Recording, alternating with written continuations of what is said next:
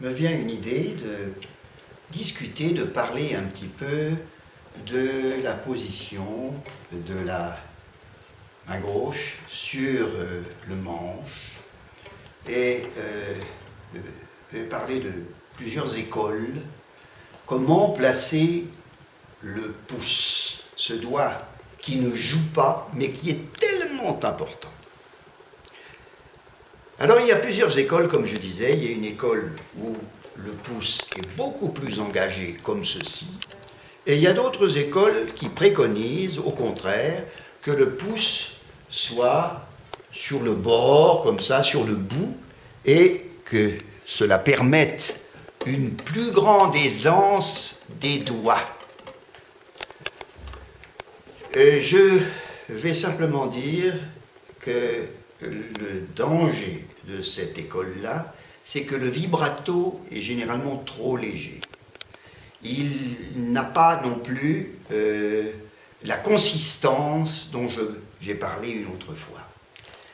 Et je crains, et pour moi ça ne me convient pas, parce que je n'arrive pas à donner la couleur que je voudrais dans mon jeu de violoniste. Alors je préconise, moi, d'engager plus fortement le pouce comme ceci autour du manche, comme on pourrait dire les grands artistes comme Jascha Heifetz, Nathan Milstein, Henrik Schirrin, qui sont naturellement des exemples. Itzhak Perlman est un exemple encore plus notable parce qu'il est doué d'une main extrêmement puissante et charnue à la fois, et alors on voit son pouce comme ceci, extrêmement sorti. Alors, moi, ma main a pour caractéristique d'avoir des doigts courts et des doigts pas trop puissants. Alors, j'ai trouvé un équilibre en me mettant de la sorte le pouce assez engagé, mais je pourrais dire qu'il est mobile. Voici un exemple, par exemple, je vais monter une gamme.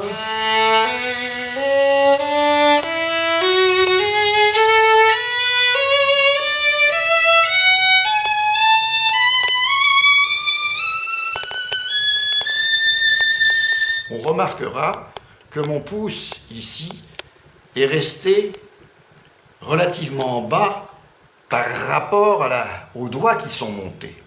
Et ça me donne une stabilité. Beaucoup de violonistes utilisent ce genre de démanché.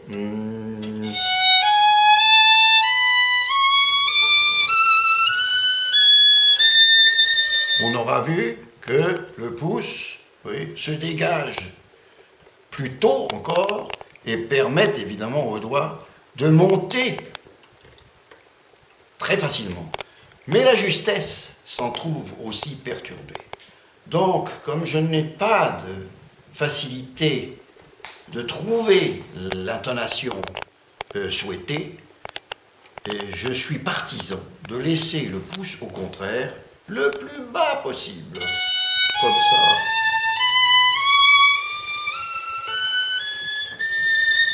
Je recommence.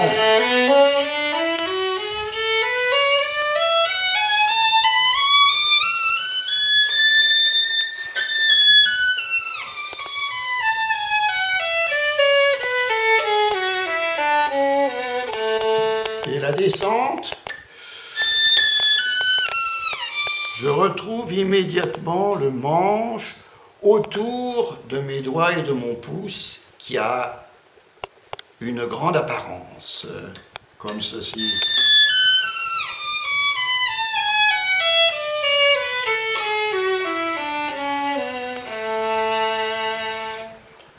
Et l'avantage d'avoir le pouce comme ceci, c'est que le doigt qui pince la corde est soutenu par en dessous par un pouce qui l'aide à appuyer davantage et de donner ce vibrato large dont je parlais tout à l'heure. C'est-à-dire,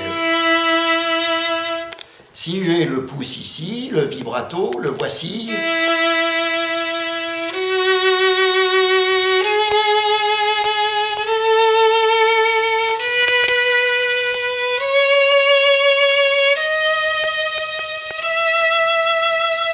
Le vibrato est assez rapide, mais il manque de profondeur.